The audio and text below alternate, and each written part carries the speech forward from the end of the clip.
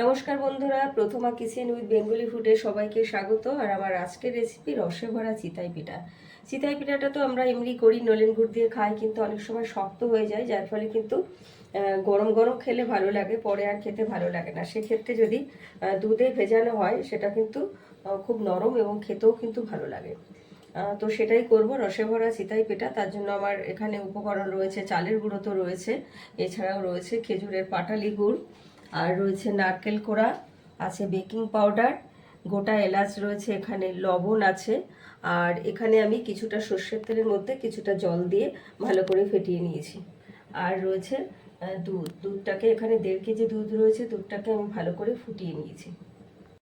তো চিতাই পিঠার জন্য আমি এখানে 4 কাপ চালের গুঁড়ো নেব আর মিক্সারে পেস্ট করে নেব, কিন্তু একবারে 4 কাপ দেওয়া যাবে না, সেই কারণে আমি 2 কাপ করে দুবারে করব।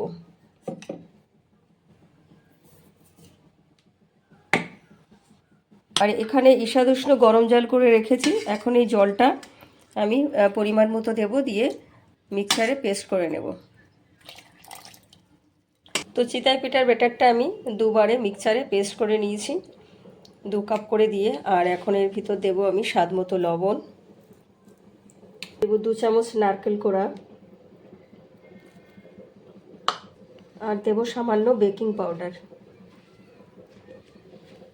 আর এখন ভালো করে মিশিয়ে নেব। তো ব্যাটারটা ভালো করে মিশিয়ে নিয়েছি, ঠিক এরকমই হবে, খুব গাঢ় বা খুব হালকা হবে না, যে এরকম টাইপেরই হবে। তো চিতাই পিঠার জন্য আমি এইভাবে প্রথমেই তেল মাখিয়ে নেব। ব্যাটারটাকে প্রতিবারই দেওয়ার সময় একটু মিশিয়ে নিতে হবে। দেওয়ার সময় অবশ্যই গ্যাসের ফ্লেমটাকে হাইতে রাখতে হবে। তো সবগুলো দেওয়ার পরে ঢেকে দিতে হবে। ঢেকে দেওয়ার পরে কিন্তু অবশ্যই গ্যাসের ফ্লেমটাকে মিডিয়ামে রাখতে হবে, আর 2 থেকে 2.5 মিনিট মতো এইভাবে ঢেকে রাখবো। তো আমার 2-2.5 মিনিট হয়ে গেছে, আর আমি এখন ঢাকনাটা তুলে নেব। সবগুলো পিঠেই কিন্তু ফুলে উঠেছে,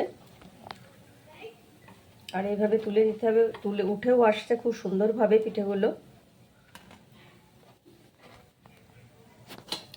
তো আমি সমস্ত চিতাই পিঠাগুলো করে নিয়েছি, খুব সুন্দরভাবে কিন্তু উঠে এসেছে, আর প্রতিটি পিঠেই কিন্তু ফুলে উঠেছে সুন্দরভাবে, আর ভেতরেও কিন্তু একেবারে আটা ভাবটাও নেই। এরকমভাবেই কিন্তু পিঠেগুলো সব করে নেবে। তো রসে ভরা চিতাই পিঠা করার জন্য আমি দুধটা বেশ কিছুক্ষণ ফুটিয়ে নিয়েছি, দুধটা অনেকটা গাঢ় হয়ে গেছে। এখন এই দুধের ভিতরে দিয়ে দেবো আমি কিছুটা নারকেল কোড়া, আর দেবো কয়েকটা এলাচ,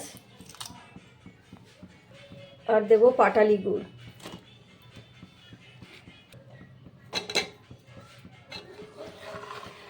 গুড়টা দেওয়ার পরে আমি আরও 2-3 মিনিট মতো ফুটিয়ে নিয়েছি, আর এখন নামিয়ে নিচ্ছি। নামিয়ে একটু ঠান্ডা যখন হয়ে যাবে তখনই কিন্তু আমি এই পিঠেগুলো দিয়ে দেবো। তো আমার দুধটা অনেকটাই ঠান্ডা হয়ে গেছে, আর এখন আমি পিঠেগুলোকে দুধের ভিতর দিয়ে দেব। আর যতটা সময় রাখা যাবে সার্ভ করার আগে দুধের ভিতর, ততই কিন্তু পিঠেটা খেতে ভালো লাগবে। মিনিমাম 5 থেকে 6 ঘন্টা রাখলে দুধটা কিন্তু পিঠের ভিতর ঢুকবে, পিঠেটা ফুলেও উঠবে, আর খেতেও কিন্তু দারুণ সুস্বাদু হবে। তো আমি সমস্ত পিঠেগুলোকে দুধের ভিতর দিয়ে দিয়েছি, আর এখন আমি ঢেকে রাখবো 5-7 ঘন্টা মতো। তো আমার রসভরা সীতাপিঠে পুরোপুরি কমপ্লিট, সার্ভ করার জন্য একেবারে রেডি। আমি দুধে ভিজানোর পরে 5-7 ঘন্টা ভিজিয়ে রেখেছিলাম, দুধটা কিন্তু অনেকটাই টেনে নিয়েছে পিঠেতে, আর খেতেও কিন্তু দারুণ সুস্বাদু। তো এরকমভাবে প্রতিটা স্টেপ ট্রাই করো, নিশ্চয়ই ভালো লাগবে। ভালো লাগলে লাইক কমেন্টস করো, আর আমার চ্যানেলটিকে সাবস্ক্রাইব করে আমার পাশে থেকো। আর নতুন নতুন ভিডিওর আপডেট দেখার জন্য অবশ্যই পাশে থাকা বেল আইকনটি প্রেস করো। আর সবাই খুব ভালো থেকো।